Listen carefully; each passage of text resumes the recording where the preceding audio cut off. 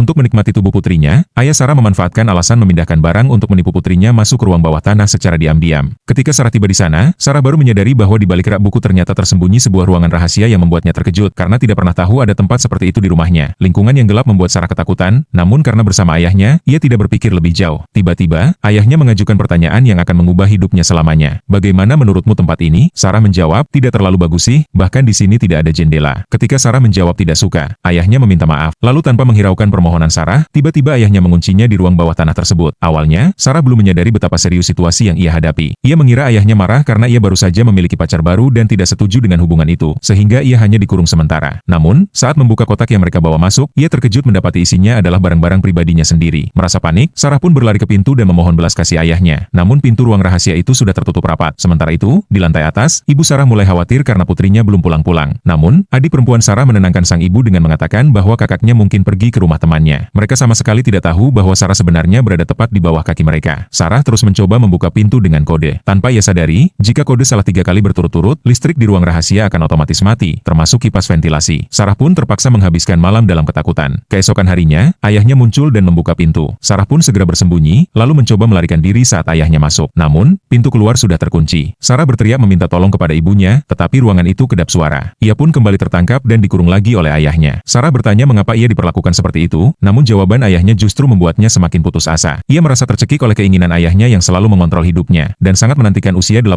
tahun agar bisa hidup bebas. Setelah menjalin hubungan dengan pacarnya, keinginannya untuk lepas dari ayahnya semakin kuat. Ia menceritakan harapannya kepada ibu, tanpa menyadari bahwa percakapan mereka telah didengar ayah dari luar pintu. Menjelang ulang tahun ke-18 Sarah, ayahnya memutuskan mengurungnya di ruangan rahasia yang hanya ia ketahui, menuntut Sarah untuk tetap patuh sepenuhnya. Jika tidak, ia akan terjebak di sana selamanya. Mendengar ancaman itu, Sarah benar-benar hancur. Ia berlari ke pintu besi dan berteriak minta tolong, tanpa menyadari ayahnya sudah berdiri di belakangnya dan melecehkan anak kandungnya sendiri. Sementara itu, ibu Sarah akhirnya melapor ke polisi. Namun, karena Sarah sudah berusia 18 tahun, polisi menganggap ia mungkin kabur bersama kekasihnya. Hari-hari berlalu, Sarah telah dikurung selama 21 hari. Ayahnya datang membawa kue dan gaun panjang, lalu memaksa Sarah merayakan ulang tahun ke-18 di ruang rahasia tersebut. Sarah hanya bisa pasrah, meski dalam hatinya ia sangat ingin bebas. Namun, ayahnya menegaskan bahwa kebebasan itu mustahil, dan Sarah hanya bisa mendapatkan hadiah berupa barang. Tanpa disadari, kondisi mental ayahnya makin memburuk. Ia melarang Sarah memanggilnya ayah, dan memaksa harus dipanggil Johan, seperti nama kekasihnya. Sarah yang putus asa hanya bisa menurutinya. Setelah itu, ia kembali mendapat perlakuan tak pantas dari ayahnya. Lanjut part 2, klik link di bawah.